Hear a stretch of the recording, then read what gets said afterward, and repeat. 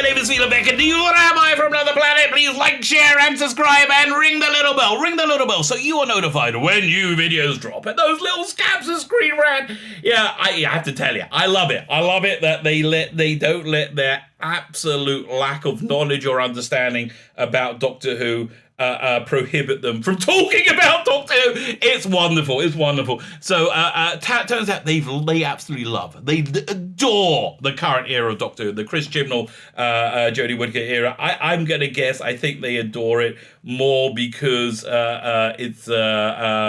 it's like a platform for an agenda that they deny it exists, right? We're just being good people. No, you're not. No, you're not. I think the mask coming off. Oh, Gina Carano thing has, I think, let the mask slip of the SJWs in the world, and they're like, wait, what? But yeah, I think that's probably the only reason I like it, because it has a similar political, sociological outlook to them. But they love it. It's the greatest thing ever. Can't get enough of it. They do want to make one or two changes, though, to season 13. Turns out they want to change everything. Absolutely everything. Maybe not everything. So I'm going to read. I'm going to read it. You're going to read. We're going to read the article. We're going to read the article together. Where we may well take the piss out of them. Listen. Trigger warning for anybody watching. We may well be taking the piss out of them as we do it. But that's just what we do here, baby. That's just the way we roll here, baby. Hit the like button. Do you like people take the piss out of things? Hit the like button. I'm gonna go one step further. Hit the like button even if you don't like it, right? It's okay to lie. You can hit the like button even if you don't like it. Hit the share button. I like to be shared around, baby. There's many people that get to the better. Yes, and that does sound as bad in real life as it did in my head. Hit the share button. Also, but mostly, hit the subscribe button. Yeah, baby, that's the one. That's the one I want you to click, because I am somewhat pathetically into getting subscribers. I am. It's so true. I really am. So hit the subscribe button and comment. Please let me know what you think. Again, that helps the algorithm a lot. I'm not planning on monetizing the channel by doing membership or anything, but I am planning tomorrow night on attempting to monetize the channel by launching an Indiegogo. I got these 2 graphic novels coming out. Biblical and the Imperium. Biblical is like a Vertigo-esque, basically imagine Sandman doing the Bible, right? It's kind of it does get that vibe of them. The Imperium is a love letter to telefantasy of the 1960s. So kind of imagine science fiction tropes like Patrick Troughton's Doctor Who, James Bond, Emma Peel, Monkey. There's not really these people, obviously. Monkey in a spacesuit and the Black Slab from 2001. Imagine all of those people in one super group together with just freaking awesome art. The artwork is fantastic by a guy called Dominic Braccio. One of the stretch goals is we're going to add 20 pages in, and I want to do that just because I want to see more of his work. He's freaking brilliant. Now, if you sign up to the email sign-up list, you get one of these photos over here. These 4 art cards. Reasonably smutty art cards, unless you get the pack, and you get it for free with any purchase. Unless you get the package where you get all 4 art cards, then we're going to give you a 5th chaser one absolutely for free. So there you go. We're doing the launch stream tomorrow night on Saturday the 3rd. Well, tomorrow night for me, be afternoon for you probably. Saturday, February 30th. But go check it out. Thank you very much. Thank you for your time. Thank you for your consideration. I actually genuinely mean that. Fine, let's read this article. Doctor Who, the biggest problems season 13 needs to fix. Well, I think I'm looking at one of the biggest ones. I'm looking at half the problems. Now, whenever I say this, people go, Jodie Whittaker's fine. The comments, and again, comment. It's good. People go, look, Jodie Whittaker's fine. It's Chris Chibnall that's the problem. And I did kind of think that might have been the case in season 11, but season 12, which did amp up the action adventure a lot, right? Actually had some real villains in it and monsters. It just exposed her for being absolutely awful. She's horribly miscast. And it's been so bad, I think there is more than ample blame to go around, right? I think they can spare it and spread it over equally. Since Chris Chibnall took over as Doctor Who showrunner, the iconic sci-fi series has received mixed reactions. Yeah, you loved it, I hated it. What needs fixing for season 13? Everything. Bring back Capaldi. There you go. That's my first fix. Which areas does Doctor Who need to improve? Does Doctor Who need to improve in the Sci-Fi's classic 13th season, or I guess 20? What was it? 39th season? Yeah, it'd be 39th season, as if you But you can. Here's the thing. That's just putting the TV seasons together. I kind of view the New Adventures, the book range, as seasons, and Big Finish stories as like more. So it's just me. There's a lot of Doctor Who. There's a lot of it about, baby. She's returning since returning from television wilderness in 2005. Doctor Who has become more popular than ever. Well, until the last 2 years when it fell off a bloody cliff, capturing the imagination of one generation after another. Following in the footsteps of Russell T Davies and Stephen Moffat, Christian took over as showrunner in 2018, casting Jodie Whittaker as a Doctor and rigging wholesale changes. Chibnall is now 2 seasons into its tenure, and the reaction from fans has been decidedly mixed. Yes. Fans, again, the fans don't really matter. The fans are a tiny percentage of the viewing public. It's the normies, and the normies don't like it. But it's long been my contention. Fans act as sheepdogs, right, to herd in the normies, and I think they sense the mixed the mixed reaction, or shall we say, sheer hatred. It's clear that younger generation viewers fully invested in the 13th Doctor. Younger, by younger you mean like 6 or 7-year-olds. Yeah, it's become a real dumbed down show. That's one of the real tragedies. Doctor Who was never a dumb show. It's always a show. Yeah, like that smart people could enjoy, right? Which is, I think, one of the reasons it appealed to people on the outside, the outskirts, the outside of society. If you're smarter, you are on the yes, you are. And that was my experience in school. Raisin enjoyed expressing Spike, and Whittaker herself has largely been praised for her performance. No, they saw it. No. All the praise came from the first episode. And now it's the show that it's okay to rank on. It's show people that people absolutely can make fun of. And that's really, I think, their biggest crime against Doctor Who. When it came back, it had to fight against this perception that Doctor Who was crap, right? They had terrible sets and terrible production values. And I think having those really very, very, for the age, very, very contemporary production values, where you have like spaceships crashing, photorealistically into the Thames, into Big Ben. It elated the British viewing public that they have something of the same quality as the American shows, but decidedly English. And I think that's one of the reasons it did so well. I think the other reason is David Tennant. David Tennant taking over knocked it into the stratosphere. Doctor Who season 11-12 also includes some all-time favourite episodes. Rosa, no. Spyfall, no. Future of the June. No, favourite episodes by who? Also includes some all-time favourite episodes by you. Who cares? I don't care. Oh God, I remember when my kids were young, right? They had really young, like 5 or 6. We just moved to Israel, right? And they wanted to hold the one kid back a year, which unfortunately I was actually fine with if it was right for the kid.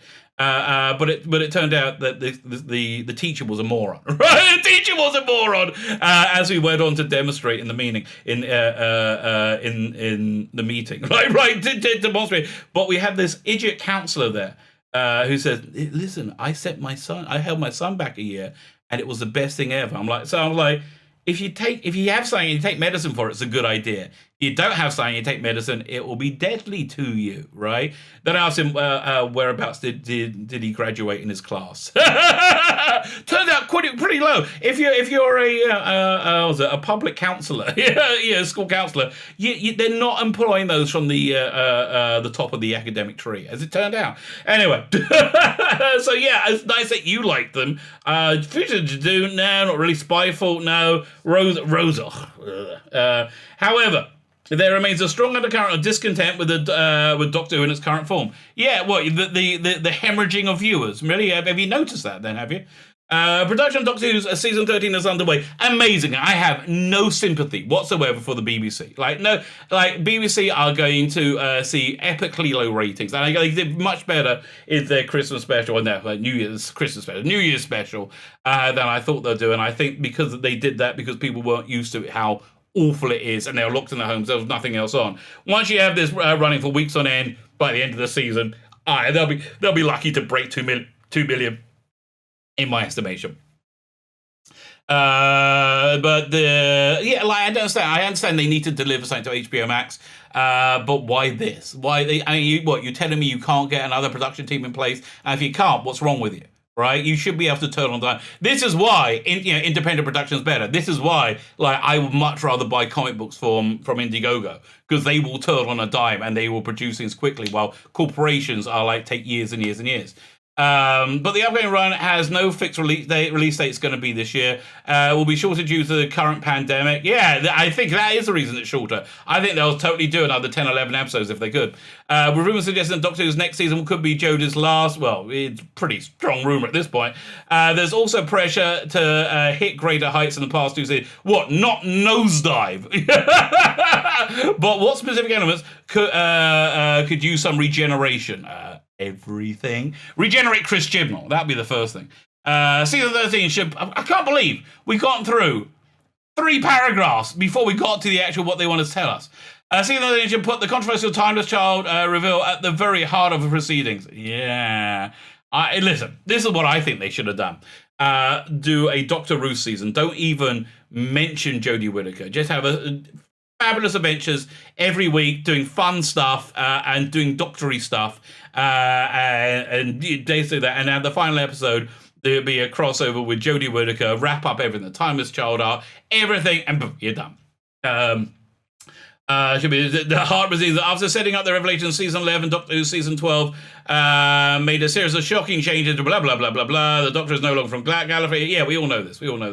Lives unspecific lives. Yeah, the previous Doctors, which the rumor was they were going to pepper them all through the Doctor's regeneration. The Timeless Child is easily the biggest shift in Doctor's canon since 1969. The War Game. Yeah, okay, fine. To give the Timeless Child arc a fitting chance of success, it has 0 chances of success. 0 chance of success. Discovering the truth must be Jodie Whittaker's key focus throughout season 13, and not just in the last 20 minutes of the finale of the Timeless Child. Made a great many plot holes, questions, and inconsistencies, but left the audience eagerly awaiting a complete explanation. No, okay. But the audience left. It didn't leave the audience left. And that's what happened. Obscuring the Doctor's personal history, and everyone thought they knew her so well. Not really, no. Puts an obstacle in the way of investment, and from an in-universe perspective, the Doctor would surely be making every effort to find out the truth. Not necessarily, right? When she did meet Doctor Who, for one of your favourite episodes, Future of the Jadoon, where she didn't remember her and Doctor Who didn't remember Dr. Jodie, right? So, and they just who cares? Doesn't matter, let's go. No, maybe they should stick together and work this out. One of the Doctor's biggest problems over the past 2 years has been juggling one Doctor, several guest stars, and a total of 3 companions. Well, the reason I think they had to do that is, one, so that you have diversity, right? So you can be so diverse, right? Have a character of every colour, because segregation is back, baby, and we're all racist here at the BBC. Yeah, and the other reason Jodie Whittaker is just a weak actress and not good. I think, again, the other reason why I think Revolution of the Daleks did better than most is because she was in it less, right? She was in it less, and always in it with Captain Jack, or whenever she was in it alone, she's just awful, absolutely smug and awful.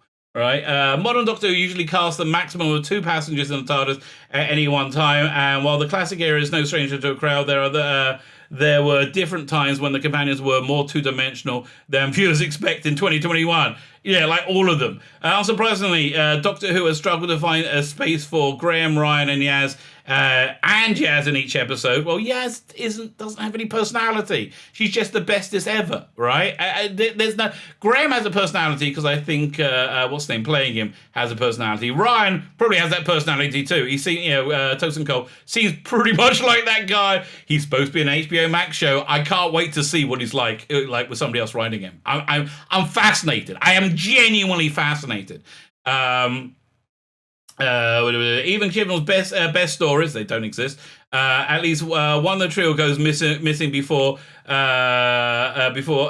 becoming little more than background dressing, purely due to this battle for screen time. Jodie Whittaker's companions feel underdeveloped compared to Rose Tyler, Amy Pond, and Bill Potts, and also because of the terrible writing. They're not characters. They're ciphers. They're tokens. right? And it were not for the natural time Bradley Walsh, the fan would have fallen flat completely. Okay, so yeah, he loved it, but it's crap. Fortunately, Doctor Who has a new lineup for season 13. We following the bunch of Graham and Ryan. This is Christmas, says New Year's. Christmas. It should say New Year's. The Doctor and Yaz will be joined by Dan, played by John Bishop. That's probably a good bit of casting. A likable British comedian who should be an asset to the TARDIS.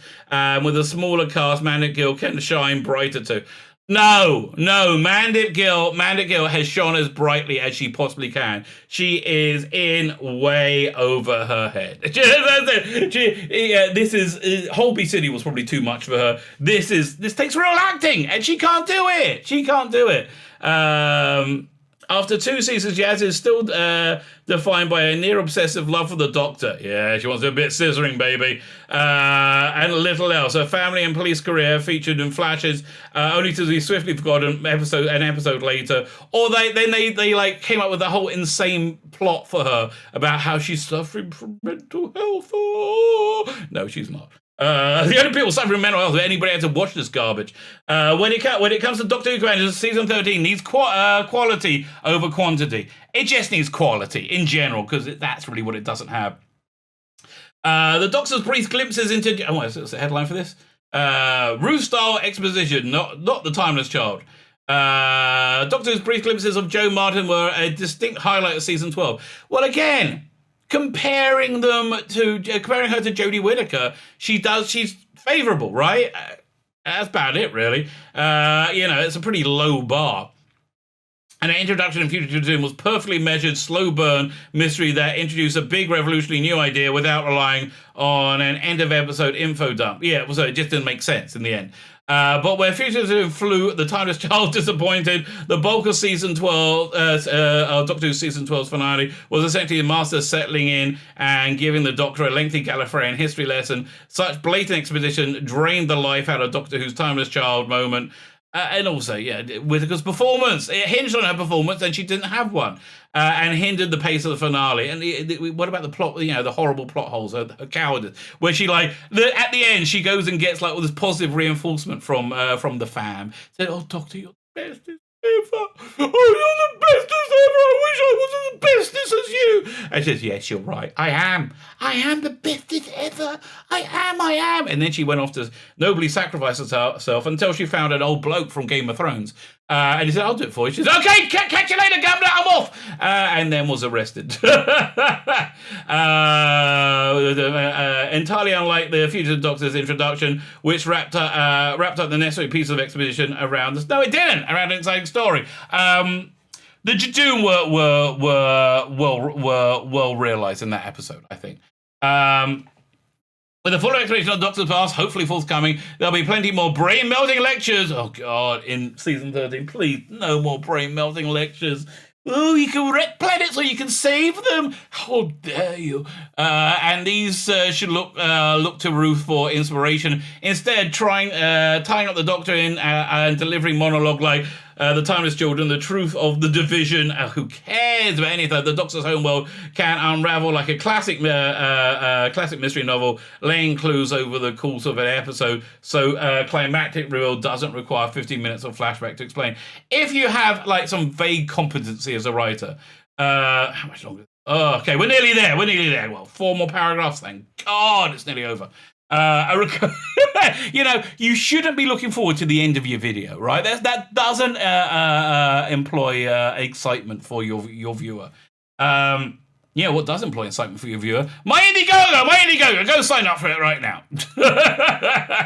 A recurring criticism of Doctor Who, Chris General era, is the over moral stances being taken, or immoral stances, as the case may be, by the folks writing complaints to the BBC have overlooked the Doctor's long-standing history of telling political stories and championing liberal values. No, it hasn't been overlooked. You're just a moron who doesn't know what you're talking about, right? We understand. There's been a lot of Doctor Who that's dealt with a lot of politics, but Doctor Who has never been a platform before. which is what it is under Chibnall's era. It's been an entertainment, and as an entertainment, you can have political. I think it's actually kind of somewhat necessary in some cases. A Happiness Patrol, for example, Curse of Paladin, the Paladin stories in general. Yeah, and there are politics which I somewhat disagree with, and I love those stories. So, have you somewhat overlooked that thing we've been screaming at you? I think you have, because it completely makes a nonsense of your ridiculous infantile argument. After the Doctor spent the 1900s convincing the Galactic Federation that titular planets common trade, is it really so shocking that 2020 Chris made disparaging comments about Brexit? Again, I've explained to you. Do you not understand it? Are you an idiot? Oh, yeah, you are. You're an idiot. Fine, let's move on. The problem with present-day Doctor Who isn't stories containing a moral message. No, they're immoral messages. That's the problem. They are immoral. If you are with the social justice warriors, those little clump of piss babies that live on Twitter, which this Doctor is, you are immoral. You are part of the mob. And again, the mask has really slipped. Right, you are everything they say is what they are. They are on the wrong side of history. They are the National Socialists. So they are the Stasi. They are the Gestapo, and they love it. They absolutely love cancelling people. They love burning books. They love destroying anything that isn't them. They have, as Ian Cheston very, very aptly described them, a dislike of the unlike, an extreme dislike at that. Science fiction is a fantastic medium for making real world. Okay, I'm not ready for this nonsense. Paradise Island, blah, blah, blah, blah, blah, Orphan 55. Well, here, I think they're going to... In contrast, the past two seasons have occasionally felt like a part of political broadcast covered with a wafer-thin layer of science fiction, Orphan 55 being the biggest culprit. So what's your bloody point, then? Well, your point makes no bloody sense. You just disagreed with yourself, moron. Oh, where the environmental commentary Inferno and the Green Death was told through a gripping sci-fi narrative, Orphan 55 is Al Gore documentary in space. Bad one at that. You can wreck planets so you can save them. Oh, I feel a bit socially awkward. Finally, Sally Sparrow. Varied concept, concept-based storytelling. They did. Okay, they had very concept-based storytelling because they needed to have one episode without the Doctor in a year when they used to make 13 episodes a year. Unlike these lazy buggers who can't do anything. It feels reductive to suggest that. So they stretched the format. That's where you got Blink from. That's where you got Love and Monsters from. And I quite like. And what's it? What they did with the Catherine Tate season? They had one episode with Catherine Tate and one episode with David Tennant. They had like Turn Left and what's the one? The one with David Tennant in the. In the moon rover thingy, whenever it's speaking weird. Oh, what's it called? A great episode. Really good episode, though. It feels reductive to suggest Doctor Who needs to write better stories, like telling a soccer mum, like telling a soccer team to score more goals, or Batman to catch more bad guys. Well, yeah, but honestly, if they don't know how to do it, then you have to tell them, don't you? But even before Christian took the reins, Doctor Who's storytelling was falling into formulaic trap. Disagree with you. I love season 10, right? I really enjoyed. I've been watching it again. I really enjoyed the Bill Potts season. The only thing I don't like about it is the BBC edict that Bill Potts has to say every 23 minutes. I fancy ladies. Oh, she's a hottie. Oh, I'm a lesbian, you know. I'm a lesbian. And look, I'm also a black lesbian. Ooh. Yeah, I understand. BBC loves tokenism, right? They love it. But it's vile. Okay, tokenism is vile. Other than that, I did like the season. Viewers can safely expect that each season to include a bottle episode on a spaceship, a historical romp, a scary one that's just before the finale. Okay, none of these. Again, Rusty Davies set up a really good template. Just follow that, but you're a moron, so you can't. And yet it wasn't always the way. Looking back at Modern Who's most successful period in terms of viewership, the various stories are on offer considerably wider than today. That's not true. Doctor Who Season 3, for example, had hybrid Daleks in New York. That didn't go down that well. The Master taking over Earth. But it had one, through line going through it. Face of Bowen. I understand. Sally Sparrow, creepy statues. They had divert. I don't use the word diverse. They killed it.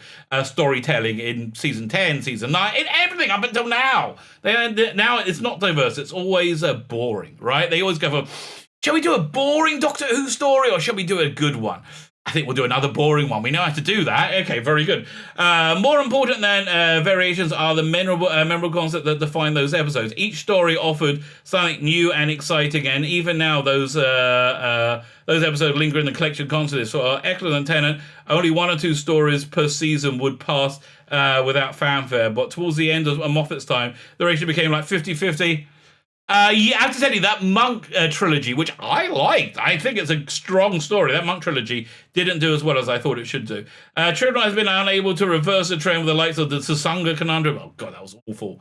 That was the Space Bunny came and ate the ship, ate a spaceship. The Witchfinders, yeah, that was the most Doctor Who-ish episode, I think, of that season. Praxius, which, if somebody else says, would you like to watch Praxius or would you like somebody to shove a fist up your ass, right? If you're given that choice, do yourself a favour. Take the fist up your ass. It'll be over quicker. And can you hear me? Oh, I don't know what's bigger than a fist? If somebody wants to put their head up your ass, well, they can't. They've already got their heads up there. Slip by without a bold narrative concept. Well, yeah. Can you hear me? Isn't that the one that had the incredible? They had homosexual men in it. Is it that one? Oh no, that was Praxius. Homosexual men. Oh my God, on TV. Who'd have thought we'll never see the age? I mean, again, these people. Chibnall and Croot think they live in like the 1920s. Like, what? A lady? A lady's able to drive the TARDIS? Oh, I can't believe such a... Yeah, and that's what they think we are. Because they're morons. So there you go. They liked it, but they hated everything. Very good. My name is Ela Beck, and the Rabbi from another planet. The Rabbi with a freaking awesome Indiegogo. Go check it out. Go check it out today, and let me know what you think. Like, share, subscribe, and have yourselves a fantastic day.